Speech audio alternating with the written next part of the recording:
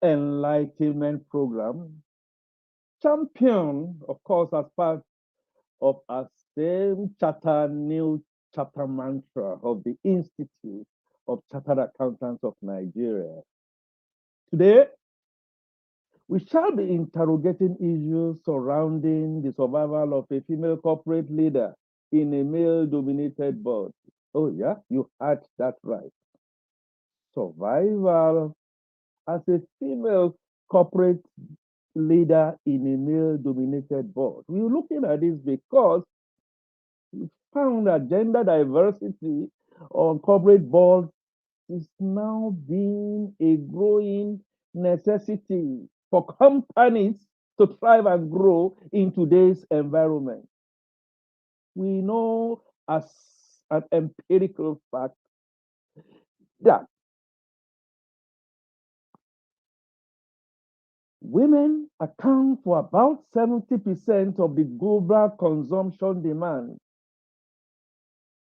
and they contribute about 28 trillion, 28 trillion in annual consumer spending. And therefore, for companies to thrive and grow, corporate boardrooms need to reflect the diversity of its customer base. To help throw insights into this subject is Mrs. Patricia Omolara Fagbure FCA, ICSA, and she is the samurai at Omolara Fagbure and Associates Unlimited. Mrs. Fagbure is a specialist in business advisory services, comprising corporate governance and corporate secretarial practices. She is a freelance contributor in Nigerian newspaper on this and other subjects. She is a non-executive director of AFN Brokers Limited. We shall unveil more on our guest shortly.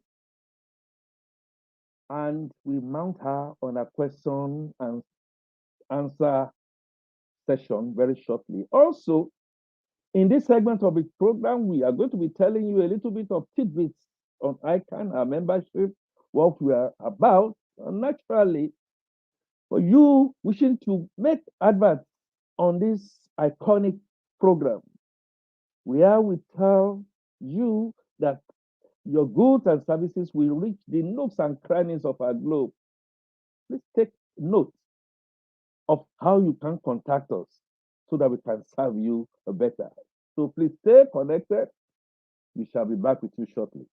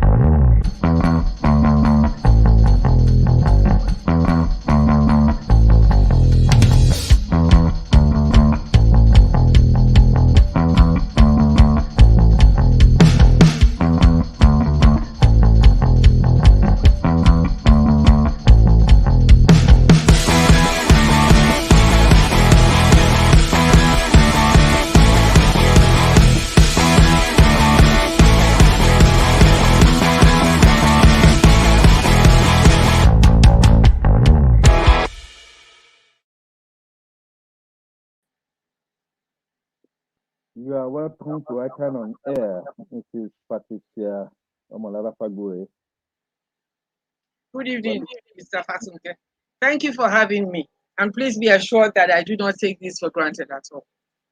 thank you very much. I will don't take you also for granted. I will want to also just do a schematic highlight of this subject of surviving as a female corporate leader in a male-dominated board, and to put it in schematic highlight form to help us frame how we are going to be looking at it. Uh, I like to ask you that the CAMA, or that's the Companies and Allied Matters Act 2020, provides that all public liability companies must be well, have a board of directors. That is right. The Nigerian Code of Corporate Governance further reinforced the need for companies to have a well-composed board of directors. And so I want to frame it this way. In your view, what is a board of corporate entity and how critical is its composition to the success of failure of a corporate entity? One. And secondly, what should be the composition of an ideal board and the qualities of such board members? Let me first of all say that the requirement for a board of directors is not just for public companies, it's for all companies. Hmm. We have to understand the background to company formation. A company is formed by a number of subscribers coming together to put down the funds to start a business. Now, the company, even though it's supposed to be a separate legal entity, is inanimate. It can sue and be sued, but it needs human beings to operate its affairs. The board is therefore seen as the engine room of a company. The subscribers would not, to the memorandum and articles of association would normally be the first directors or would appoint the first directors. And so the genesis is that there's no business that is a limited liability company that can exist without a board, which would carry out, the controls, the decisions, and the policy, and establish the policies by which the company will operate. Now, what we have is that that board usually has what I would call a two-part composition. The management, which is then appointed by the board itself. They recruit the managers who carry out the decisions and instructions of and implement the policies that have been put in place. So we have the managers who together form the management, and normally they are led by the CEO, which he may be a member of the board and he may not be. At the startup level, you might have a CEO who is a general manager position, but normally he would still come into the boardroom to make presentations and give suggestions and ideas, and generally report on the operations of the business. But in a bigger board, as time goes by, he becomes designated as the managing director, and he Hmm. can have one or two other directors assisting him, whom we will call executive directors in different units or different departments. Hmm. The thinking now is that a board should comprise more of the non-executives. So Hmm. that's the other side of the board. We have the non-executive directors. It is in this group that you also have the independent directors, who are supposed to be persons of eminence who want to lend their support and their ideas and their wisdom to the running of the business. So we Hmm. have two parts of the board, the management and the non-executive directors. Collectively, they come together to form the directing mind and will of Hmm. the company. So Hmm. definitely, there's no way a company will function very, very well without these parties that would represent the shareholders would have handed authority to the directors, who collectively form the board.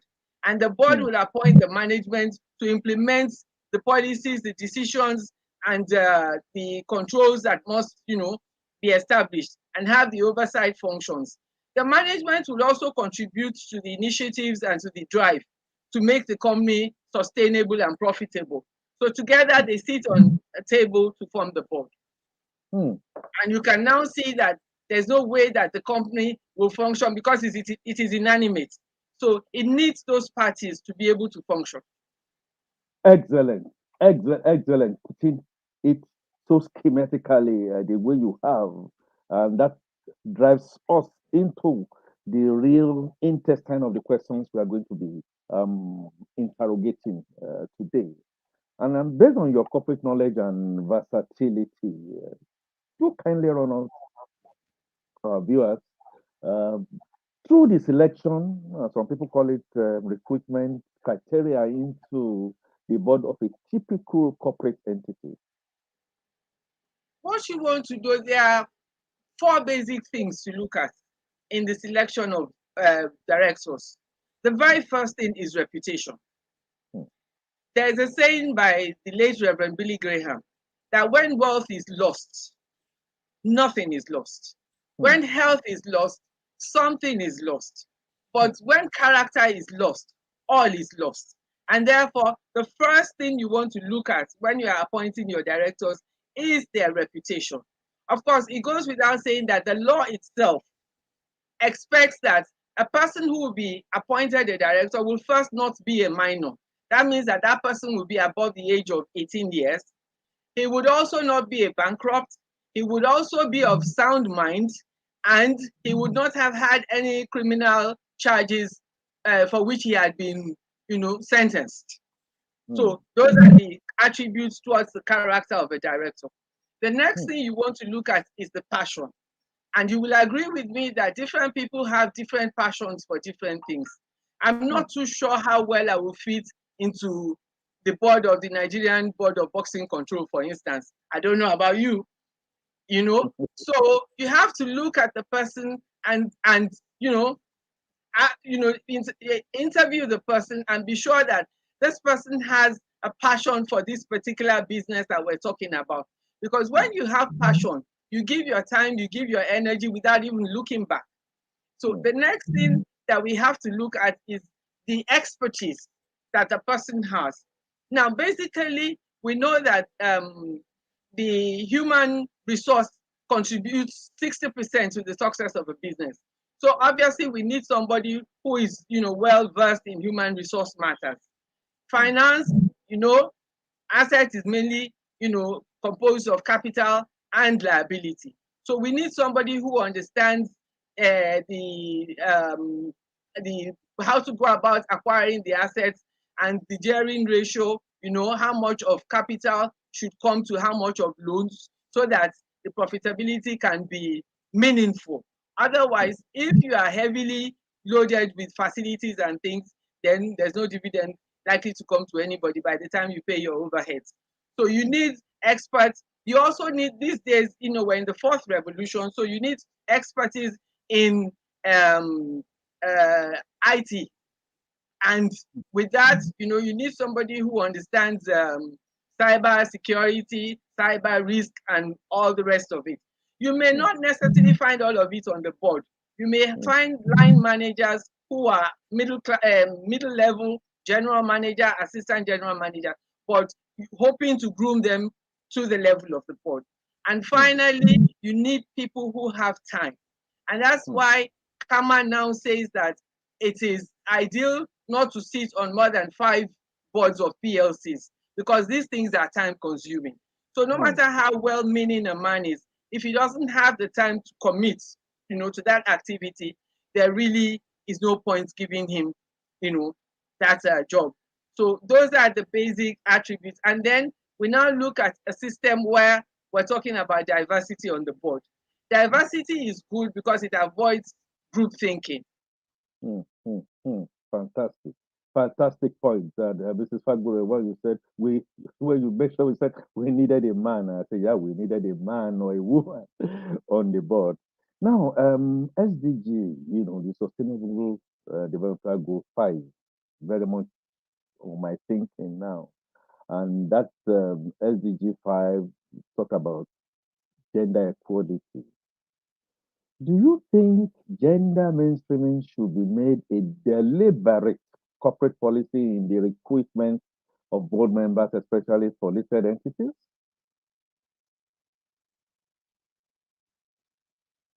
Hmm. Hello. Okay.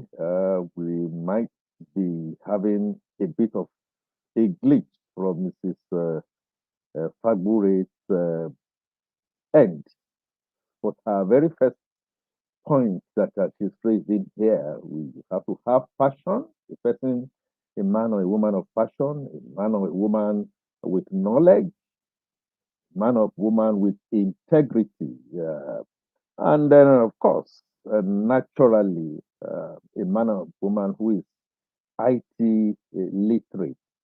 We will get back soon to Mrs. Fagbure as soon as she can join us. And when we'll be looking at that, one of the things that, and of course, we talked about competence. Yes, competence is knowledge. You have to be very knowledgeable and competent in your dealing. Um, we might try and get Mrs. Fagbure back anytime from now. When she comes back, you know, we will be looking at the Sustainable Development Goal 5 on gender equity, and I was going to also look at gender mainstreaming, whether to make it a deliberate corporate policy on the recruitment of board members, especially for those listed companies. I also want to thank our online participants.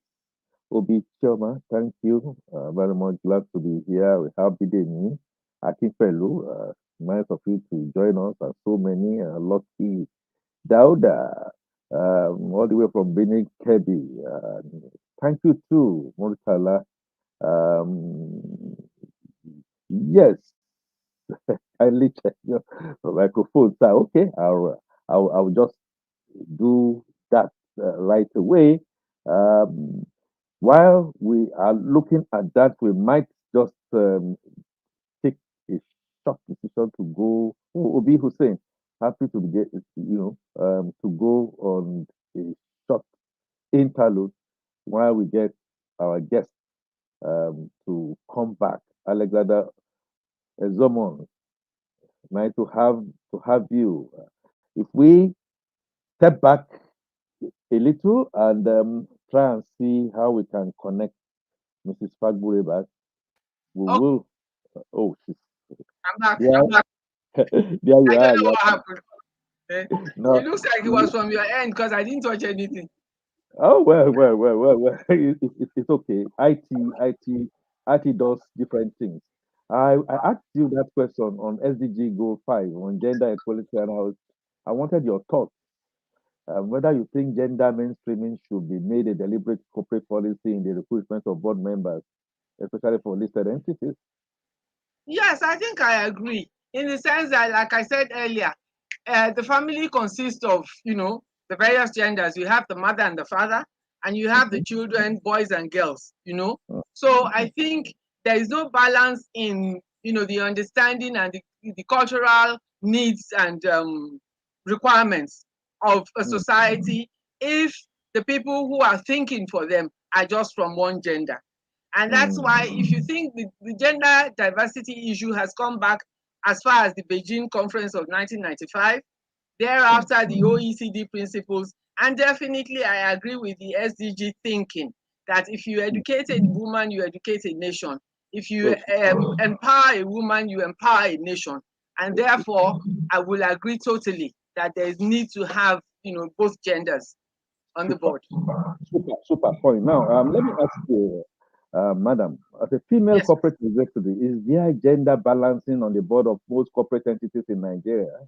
If yes, why is it so? And if no, why is it not so? The answer is a big no. And I don't think it's a Nigerian question alone. I have checked surveys all over the world, and last year Australia was said to have been the best performing country in terms of an attempt towards gender parity on the board, and they were still doing 40%.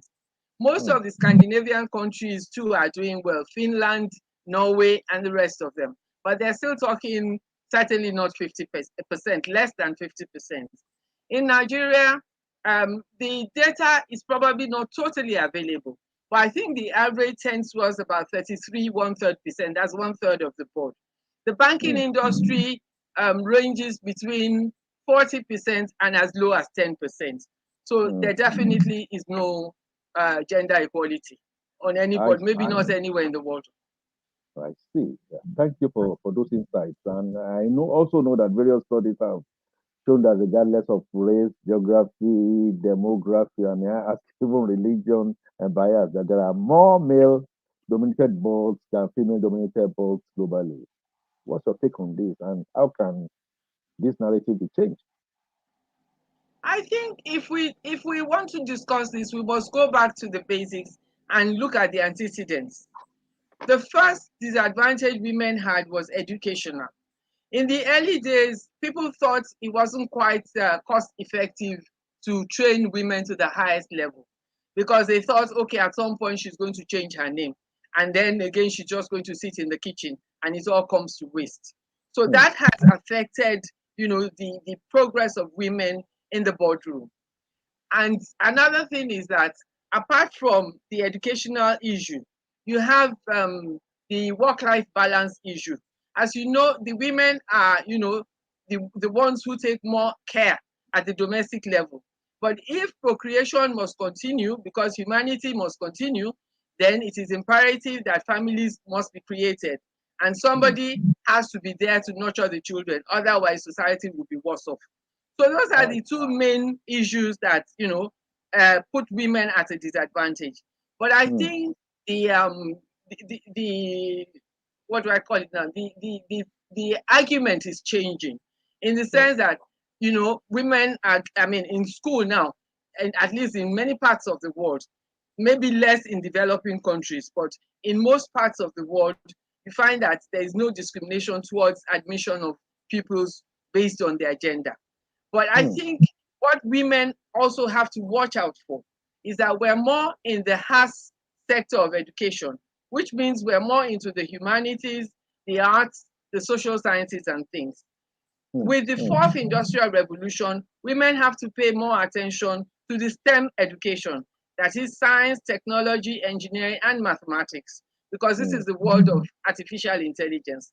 So if you Hmm. even look at the statistics, you will find that in the STEM sector of the economy, you will find still less women than you Hmm. find in other sectors. So women Hmm. need to catch up. I was pleasantly surprised, let me add, that in the last 24 hours, I came across information that said that for the first time in ABU 60 years, that a woman got a first class in mathematics.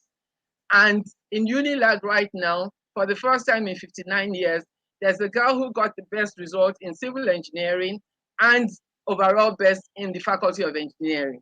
So I think Hmm. with, more emphasis on the STEM education, we would have a bigger share of the pie in the boardroom.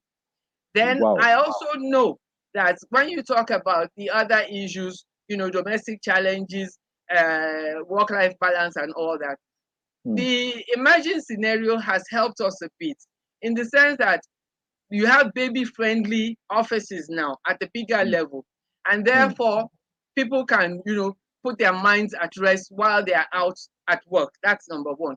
Number two, you also have more of remote working now. It has always been there, but it's there at a bigger issue. I know of a woman who took her child to the jam center and just found a little corner for herself and was writing the minutes of a board meeting.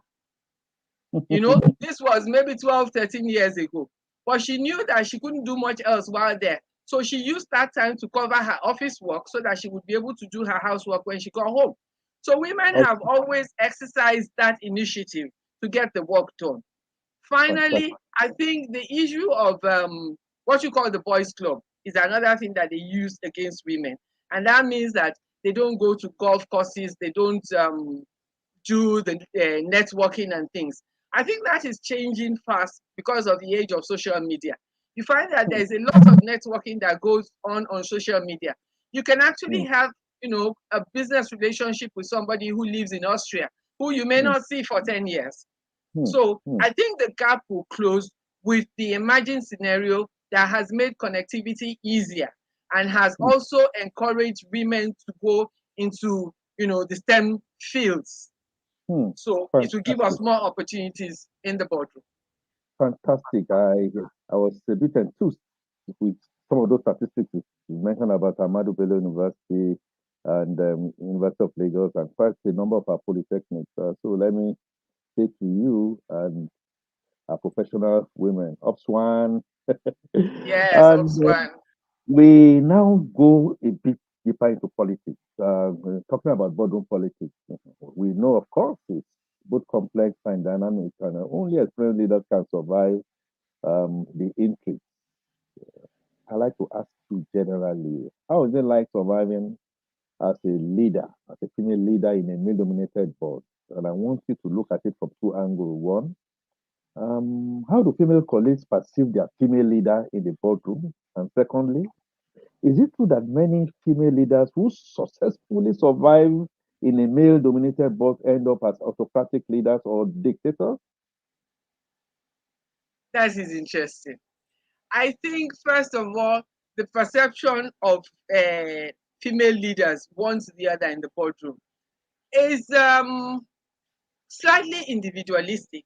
But on average, I think you want to look up to somebody who's your superior and is already in the boardroom, hoping that you will get there one day yourself, or Mm-hmm. at least be able to gain some mentorship from that person. So, Mm, from that angle, I've always, been happy to see women ahead of me and to try to gain inspiration from the way that they have managed their affairs.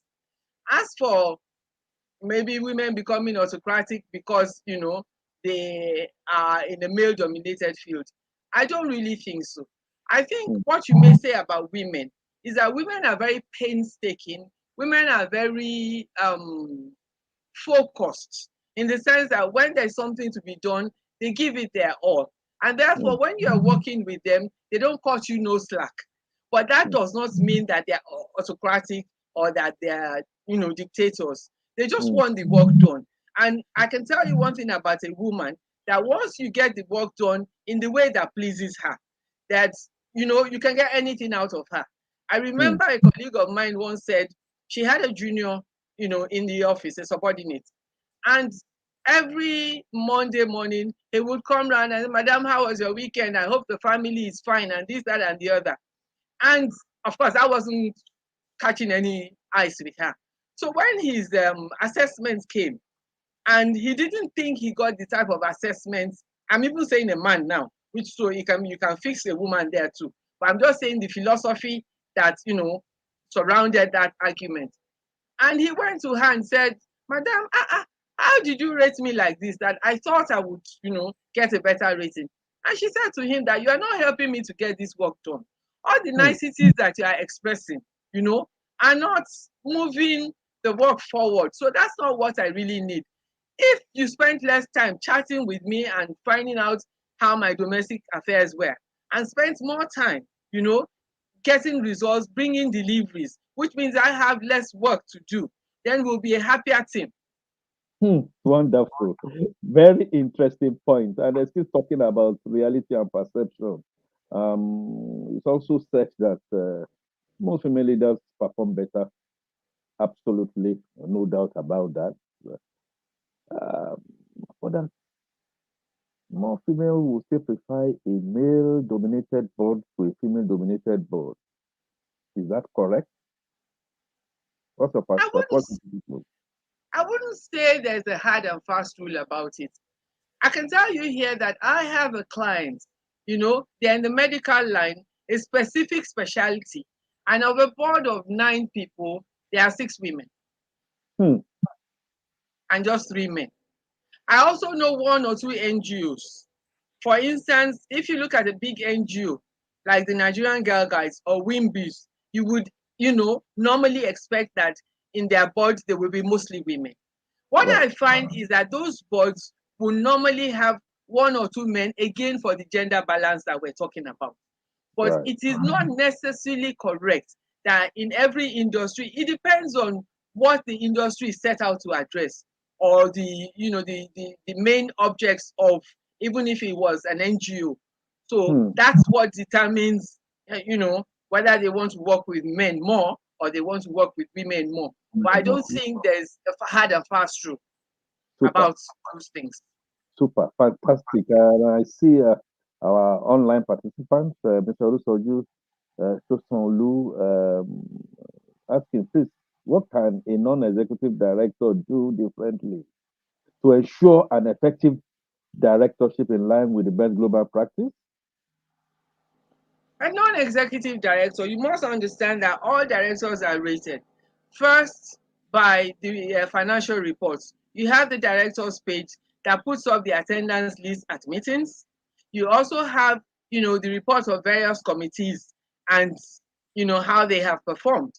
Hmm. Then when you get further out, you have board evaluation reports that are either done by externals or in-house.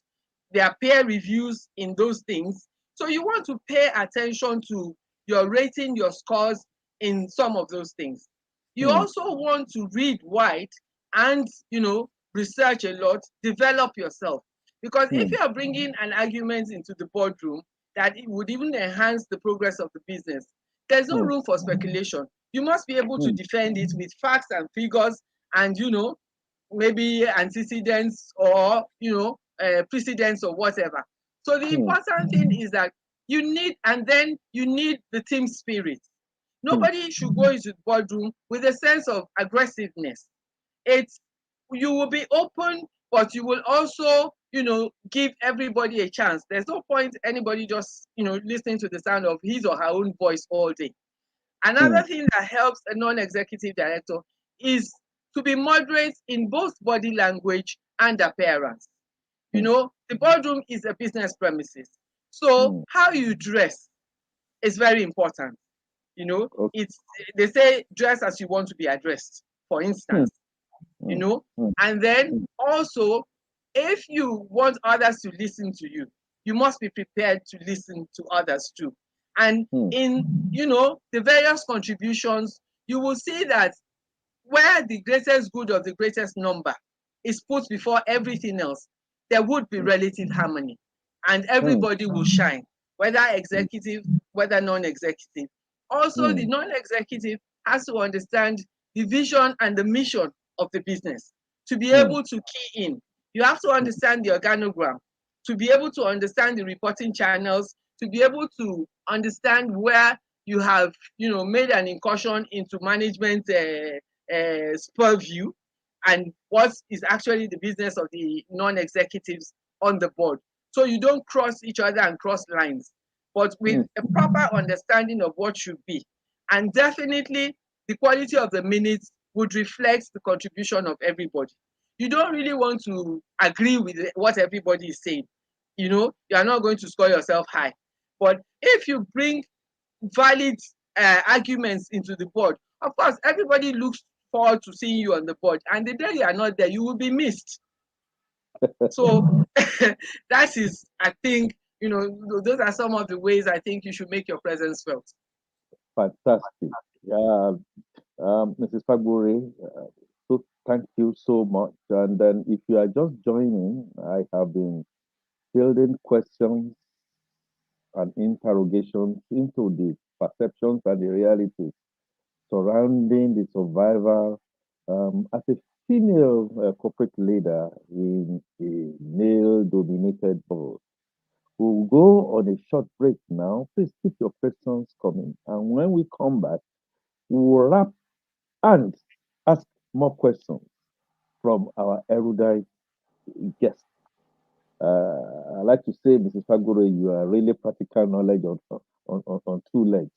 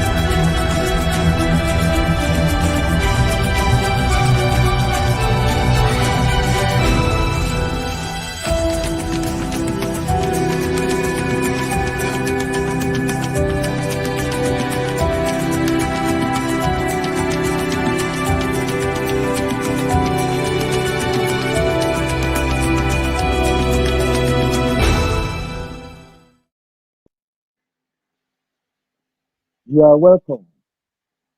Back to our esteemed guest, Mrs. Fagbure. I want to step it down and maybe tap one or two things from your practical experience. Because we've had issues surrounding perceptions, realities, even playing field. Women can hold their own in a board well structured, where you have competence, you have integrity, of course, knowledge of IT, and the fact that the passion will always be there.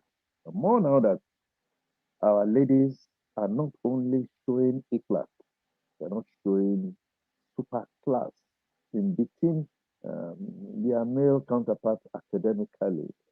We are beginning to see the emergence of women. Work in progress, we say it is, but more and more are coming. Now, Mrs. Fagburi, I wanted to ask you if you can share with us any specific top experience in a male dominated board that you like to share with our viewers and our listeners. Uh, One, how did you survive it? What lessons did you learn from it? And how should our female leaders, especially those who have a successful tenure on a dominated board, be celebrated? The survival, lessons learned, and how should they be celebrated? First of all, let me say that generally there are certain issues that often come up as thorny issues. One of them is when you have to remove a director. It can be a Hmm, very stormy thing. hmm, Another thing is when you have to replace an auditor. It can actually generate, a lot of energy. Another thing is when you either want to invite new investors, especially where you are dealing with a private company, or when somebody is seeking to take over the shares of another person. It can hmm, be quite emotive hmm, because private companies are not quoted on the stock exchange, so there's a restriction to the transfer of shares from one person to the other, especially when a non-member is one of the parties involved. So the hmm, particular case I'd like to talk about was a boardroom where the MD was a bit mischievous. He was a man. There were issues raised about loans and advances and some disbursements that the auditors did not feel were done in accordance with governance, the best global practice. And so a report came to the board, and the board decided that the auditors should be invited to the next meeting to come and enlighten them so that they could at least take appropriate steps to deal with the matter. Unfortunately, because the person who was supposed to invite them was also the person on the hot seat, he played mischief. And at the meeting where the auditors were supposed to come and speak to their report, they seemed to be running late. And the chairman then said, why don't you get these people and find out exactly where they are and how long we have to wait for them? And to everybody's shock, the managing director, he went out and came back and said he had called them and that because they're a very big firm, that they had said that they didn't quite think that they could fit in to that arrangement right now, that they had a lot of engagements and that they had nobody to spare that was going to come to the board. Of course, hmm, as an accountant, I immediately read some mischief into it. But unfortunately, the board didn't quite see it. Their attitude was that what effrontery, what arrogance, everybody hit the roof. And they decided that they would have to remove the auditors at that meeting. So I then said to them that, with due respect, Kama does not allow you to do that. That you would have to convene an annual general meeting or an extraordinary general meeting to debate this matter with the shareholders. Because the law is that the directors can fill a casual vacancy. But beyond that, the re-election of reconfirmation of auditors would normally come up as an item at the annual general meeting, where there is no outgoing auditor. You would just take a resolution to authorize the directors to fix their remuneration, along existing terms and things. So I said to them that it would not be in order if these auditors were to be removed at this table. And a few people looked at me and felt that I was trying to create a stumbling block. But fortunately, there were one or two lawyers on the board as well who said, Madam is right. She's sticking with due process and that there is nothing, to be lost by taking that route. Emotions were high and everything, but after some time, tempers cooled down. And then I said to the chairman, I said, in my experience, that I don't even think you would have to get to that annual general meeting where the issue of removing the auditors will be up for debate. Because by law, they must get adequate notice of that meeting, they must attend that meeting and be prepared to defend themselves. And you may get yourself into a bit of a mess. That I think the easier thing would be to speak to the managing partner of the audit firm. By code, we're normally advised to make sure that you don't have all your eggs in one basket. So auditors would expect to lose jobs now and again and to pick up new appointments. So it's not going to be something that they've never heard of, that will put their back up against the wall, that they always like to end on a note of friendship because they can always come back again after some years. And the chairman bought into it and thanked me, and that was how the matter was resolved eventually. Wonderful. So Very if you are, interesting. sorry. Go ahead. Very interesting. Very interesting. Lessons to learn from there. Yes, a lesson to learn from there is that one, you have to be very calm in making your points, especially where tempers are hot. Secondly, you have to have your facts. If I didn't know karma enough to quote karma, no sentiment would have dissuaded them if there was no law backing my position. So you have to know the law, that you are going to put on the table to be able to save a future problem. Thirdly, it's not enough to know the law. It's not enough, to be well-meaning. You have to have some grit. In the principle of debate, sometimes people are talking all at once. You must know when to be silent and you must know when to speak. If you check the alphabets that go with the word listen and the alphabet that go with the word silence, they're actually the same, but arranged differently. You cannot be listening and be talking. And if you are silent, you certainly will listen. So you must know how to manage the scenario, when to speak and when to be silent, and how to marshal your points. Wonderful. Thank you for those snippets of wisdom.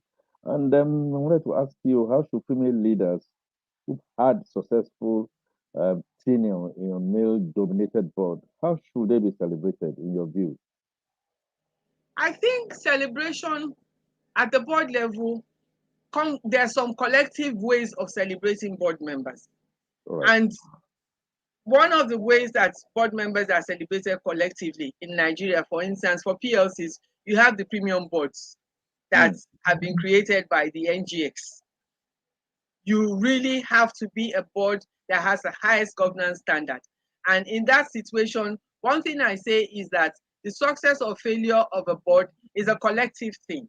So everybody shares in the success and everybody shares in the failure. So you want to be proud of yourself to say, I'm serving on this board, we're on the premium board list. Okay. There is also another list that is the UN Global Compact. It's for the companies that have the best global standards as far as governance is concerned. You want to be proud of yourself to say, my company is a UN Global Compact member. Then Wonderful. you are so those things are opportunities that you can also tap to. And that is why there are certain boards that if you say you are on those boards, you must know what you are doing. You must be a hot cake, if you understand what I mean. You must really know your onions. Just like how your Daramola is asking that do boards who have only family members run good businesses? They can run good businesses. And I will give you examples. The Odutola Industries has come a very long way. The same thing, the Lishabi family, Lishabi Mills, they've been on since 1960 or something. Essentially, their board has comprised mainly of um, Family family members. members.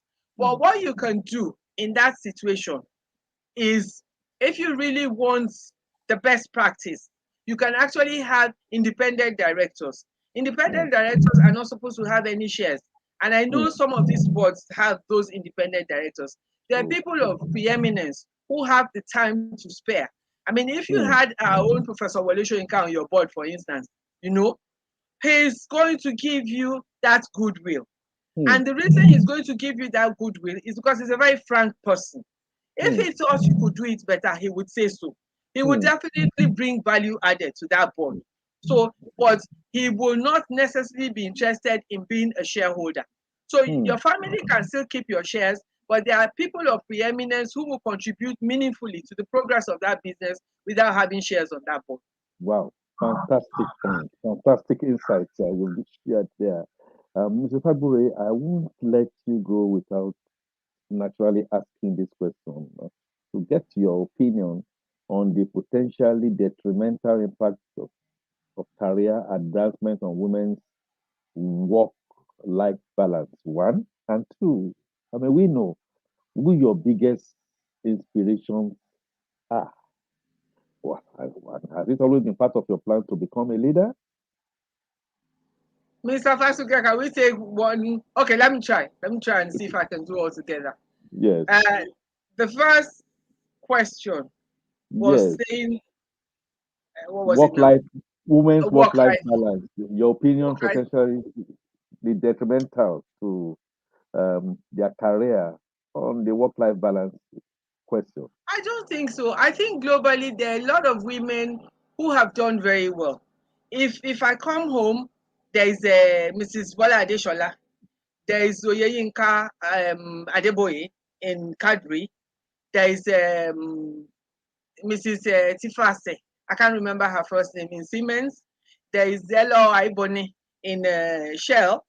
If they can do it, their family, I mean, they have families, they're all married, you know. I know that, for instance, even Mrs. Adeshola has a set of twin daughters. So I think it's being able to juggle, you know, the balls. And Wow. like I said, it's getting easier because Hmm. there are a lot of companies globally that have baby friendly offices now. If we look abroad, we look at, I think it's Mrs.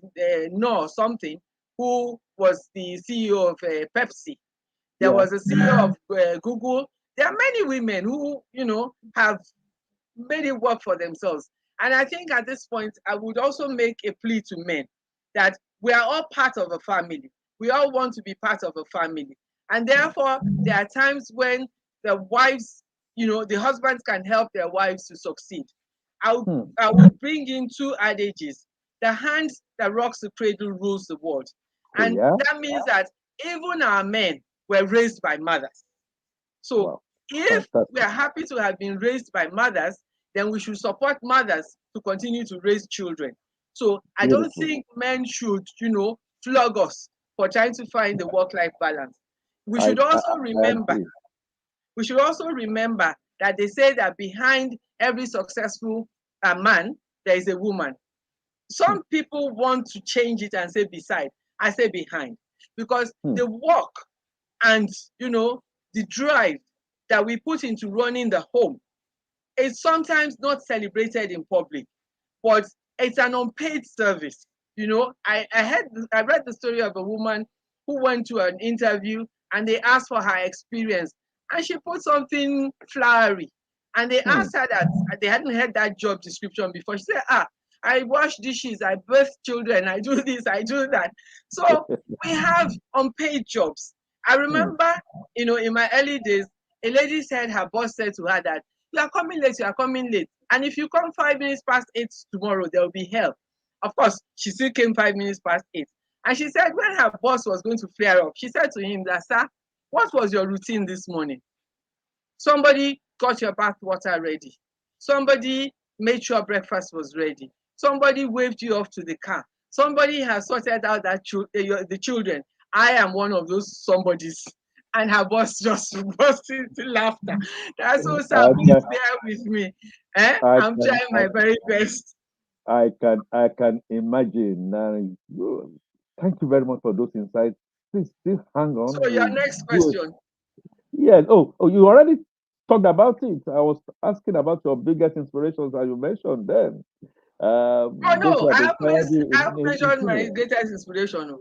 When you Okay. talk Okay. about Go my ahead. greatest inspiration, charity Yes. begins at home. I Okay. would take my parents, but different aspects. My Okay. mother, was able to help me to find that work-life balance, taught me how to manage, the home front while also being able to be out there.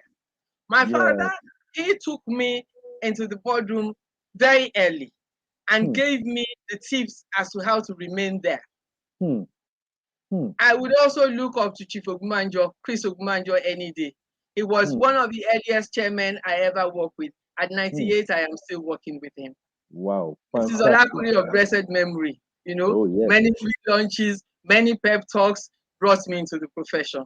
And of course, Super. I pay absolute deference to all my bosses, starting from Mr. CEO Oyediran, uh, Chifale, all those people who were in the governance unit, and Okay. my longtime manager in audit, Mr. Shegun Oshuso, and Mr. Adewumi, who taught me how to be a company secretary.